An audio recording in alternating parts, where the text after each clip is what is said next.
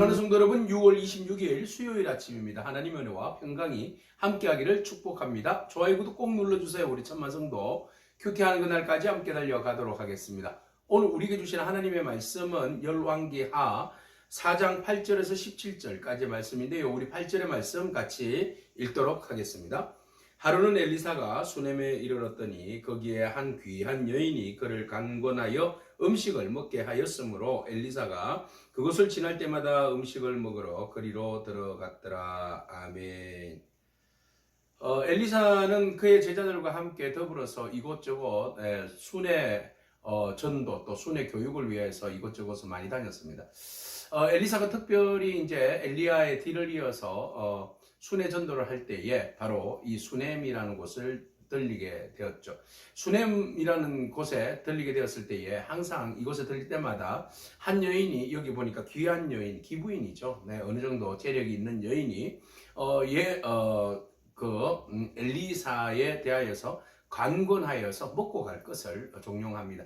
그래서 이거는 뭐 억지가 아니라 섬김의 자세이죠. 그래서 엘리사가 지나가는 곳에 늘 언제나 이제 배고프지 않습니까? 항상 먹을 것이 문제가 되고 또 잘 곳이 문제가 되는데 이 여인이 보니까 지켜보니까 항상 배고픈 어떤 선지자가 하나님의 사람이 왔다 갔다 하는 모습 보니까 참 대접하고 싶은 그런 아름다운 마음이 있는 거죠.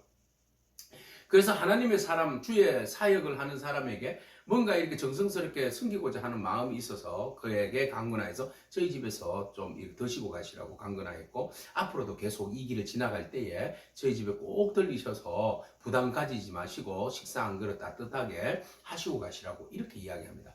자, 이 이야기를 들었을 때 엘리사는 얼마나 고마운지 모릅니다. 뭐 능력이 없어서 돌돌로 떡덩이를 못 만들겠습니까? 그렇지만 하나님의 일을 하는 데 있어서 외롭지 않고 힘들지 않는 것은 바로 옆에 있는 누군가가 격려해주고 응원해주고 함께 그 마음을 나눌 수 있는 사람들이 있기 때문에 그런 것이죠. 아무리 불의 능력의 사람이라 할지라도 우리는 더불어서 함께 위로하고 축복할 사람들이 필요한 것이죠. 오늘 여러분 이 수넴 여인의 모습처럼 우리가 또한 우리와 함께하는 교육자들, 선교사들 위해서 우리가 한번 격려해주고 축복해주는 그런 마음들을 한번 적용점을 한번 찾아보는 것이 어떻겠습니까? 돈이 많아서 재력이 많아서 할 수 있는 건 아니죠. 그 마음이 따뜻하면 가능한 것이죠. 자, 우리가 마음이 있는 것은 물질이 있는 것이죠. 그래서 우리가 아무리 부유해도 물질을 쓰지 않는 사람이 있는가 하면 또 평범하고 가난하고 힘들어도 우리가 마음을 함께하는 그런 사람들이 있는 거죠. 자, 수넴 여인은 어쨌든 귀한 부인이었어요. 재력도 있고 그리고 신앙심도 있고 하나님의 사람에 대한 존경심도 있고, 그래서 여러 가지들이 굉장히 성숙한 그런 이제 여인의 모습, 기부인의 말 그대로 기부인의 모습을 안고 있다. 우리 그렇게 볼 수 있겠습니다. 그래서 엘리사에게 이런 이야기를 하죠. 하나님의 거룩한 사람이라고 표현합니다. 하나님의 거룩한 사람. 그래서 남편에게 이왕이면 우리가 음식을 제공하는 것을 넘어서서 이 사람을 위해서 우리 집 담 위에 방을 한 칸 만들어 가지고 그곳에서 유할 수 있도록 침대도 넣어드리고 옷장도 넣어드리고 책상도 넣어드리고 의자도 넣어드리고 심지어는 촛대까지 아주 디테일하게 필요한 모든 것들을 딱 완벽하게 세팅을 해서 이분이 왔다 갔다 하시면서 편히 쉬고 갈 수 있도록 우리가 숙식을 제공하는 것이 어떻겠습니까? 이런 남편에게 묻죠. 남편은 오케이 하는 거죠. 남편도 동의해주고 이 수넴 여인도 이런 아름다운 마음으로 우리 남편과 더불어서 엘리사를 위해서 거처할 공간을 만들어 줍니다. 그가 그렇게 하는 이유는 바로 그가 하나님의 거룩한 사람이기 때문에 그렇습니다. 주의 일을 하는 사람, 사역자라는 것이죠. 주의 일들을 하는 사람에 있어서 우리가 함께 동역할 수 있는 일들이 무엇인지 한번 고민해 보는 것도 필요한 것 같습니다. 그래서 이 여인이 할 수 있는 것이라고는 자기가 정말 따뜻한 밥 한 그릇 제공하는 것, 그리고 편안하게 잠을 잘 수 있도록 유숙할 곳을 이렇게 제공하는 것이 이 여인으로서는 최대한 엘리사를 위해서 하나님의 사람, 거룩한 하나님이라는 사람에게 할 수 있는 유일한 길이라 그렇게 생각했던 것 같습니다. 자, 이것이 바로 아름다운 헌신이죠. 하나님께서 이 모든 것들에 대해서 기억한 바 됩니다. 하나님은 내버려 두지 않습니다. 하나님의 일을 위하여서는 하나님은 공짜가 없습니다. 주의 일들을 감당하는 데 있어서 선교사나 교육자나 주의 일을 열심히 하는 일에 있어서 옆에서 서포트하고 돕고 함께 기도하고 물질을 제공하면서 섬기는 사람들의 그 수고와 땀방울, 결코 하나님 간과하지 아니하신다. 반드시 기억하고 계신다. 라는 사실을 여러분 기억하기를 바랍니다. 그래서 이 세상에서 가장 복된 일이 있다면, 가장 아름다운 일이 있다면 주의 일에 함께 동참하는 거죠. 그래서 동참하는 일에 함께 최일선에서 일하는 사람이 있는가 하면 또 우리가 1선은 아니지만 2선에서 함께 기도해주고 후원해주고 밀어주는 관계, 이런 것들도 정말 아름다운 동력이다, 이렇게 말씀드릴 수 있겠습니다. 자, 이렇게 해서 엘리사는 바로 이 수넴 여인의 집에서 거주하게 되었는데요. 또 벼룩도 낯짝이 있죠. 너무 고맙잖아요. 그죠? 물론 하나님의 사람으로서 마음껏 축복해 주는 것도 있지만 정말로 이 여인을 위해서 뭔가 해주고 싶은 것이, 주고 싶은 마음이 들었습니다. 그래서 게하시를 통하여서 이 여인을 부릅니다. 그래서 당신에게 우리가 뭔가 보답을 해주고 싶은데 당신이 필요한 것이 뭐냐? 왕에게 또는 그 사령관에게 부탁하기 힘든 말이라도 우리에게 해라. 그러면 우리가 그 모든 문제들, 당신이 원하는 것들을 우리가 들어주겠다. 이런 마음을 표현합니다. 그러니까 여인이 아유 괜찮다고, 내가 뭐 그런 거 바라고 한 거 아니라고, 나의 섬김은 순수한 마음이다. 그래서 그녀는 이런 이야기를 합니다. 여인이 이르되 나는 내 백성 중에 거주하나이다. 그랬어요. 자족하다. 나는 내 생활에 만족하고 있고요. 더 이상 뭐가 바라거나 뭐 이렇게 생각하는 거 없어요. 그냥 우리 주변에 있는 사람들과 함께 더불어서 살고, 내가 조금 여유가 있을 때 어려운 사람들 돕고, 또 필요한 곳에 내가 적정하게 이렇게 물질을 투자하고, 이런 것이 나에게 있어서는 행복이고, 이것이 바로 내가 이 성중에 거주하는 이유다. 그런 이야기를 하는 거죠. 참 이 수냄 여인을 보면 볼수록 정말 매력 덩어리인 것 같아요. 그죠? 네. 정말로 자기가 어떻게 그 인간관계를 맺고 또 신앙생활을 하며 또 헌신하는지, 이런 모습들이 너무 아름다운 모습으로 비춰지고 있어요. 과도하거나 지나치거나 오만하거나 또 무례하지 아니하고 외면하지도 아니하고 있는 데서 최선을 다하는 그런 아름다운 모습. 거기에다가 겸손까지 갖추어졌으니 얼마나 보기가 아름다운지 우리는 보게 되는 거죠. 그래서 엘리사는 마음에 너무 부담스럽습니다. 좀 잘해주고 싶은데 말이죠. 그리고 난 다음에 물러갔어요. 그리고 난 다음 게하시가 엘리사에게 그런 이야기입니다. 제가요 가만히 지켜보니까 아기가 없더라고요. 남편 나이가 많이 들은 것 같고, 그 다음에 이 수냄 여인에게 아기가 없는 것 같아요. 아기가 생길 수 있도록 기도해주면 참 좋을 것 같습니다. 이런 이야기를 한 거죠. 그래서 엘리사가 다시 수냄 여인을 부릅니다.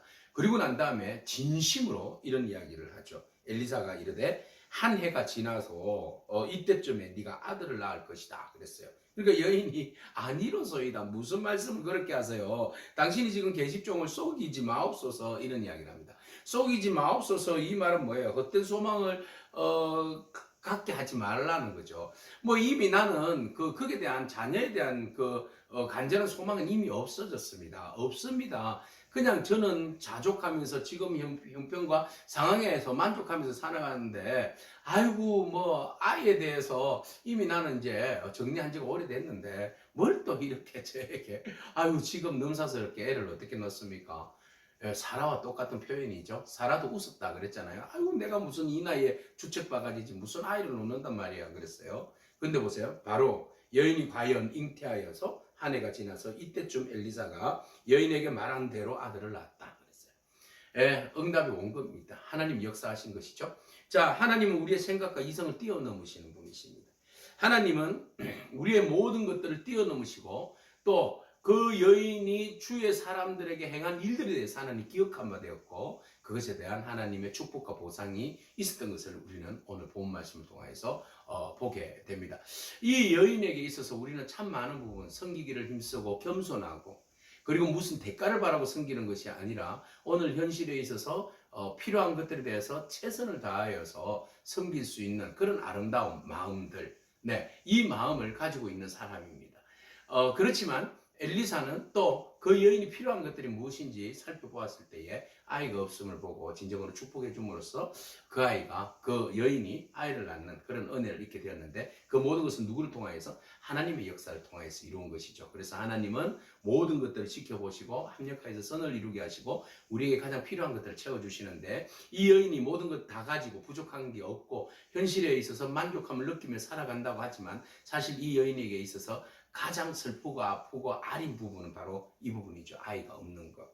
아이가 없음으로 인해서 숨기고 싶었고, 또 이 모든 것들에 대해서 자기의 그 슬픔과 상처라는 거예요. 누군가가 끄집어내면 이건 깊은 내면의 상처가 드러나는 것이죠. 왜냐하면 당시 아이를 가지지 못하면, 어느 시대나 마찬가지지만 여인이 아이를 가지지 못하면 그것은 또 사회적인 수치고 가족에 또 대를 잇지 못한 것에 대한 스스로가 그 죄책감을 느끼게 되는 것이죠. 자, 이런 이제 마음들이 있었고, 남편이 뭐 어느 정도 위로를 해줬을 것 같고요. 그렇지만 한 마음 구석에서는 나는 아이를 낳지 못했다라는 그런 생각들을 이렇게 가지고 있었던 거죠. 근데 하나님께서 그 여인의 가장 내면에 안고 있었던 아픔의 상처를 끄집어낼 때는 아파요. 그렇죠?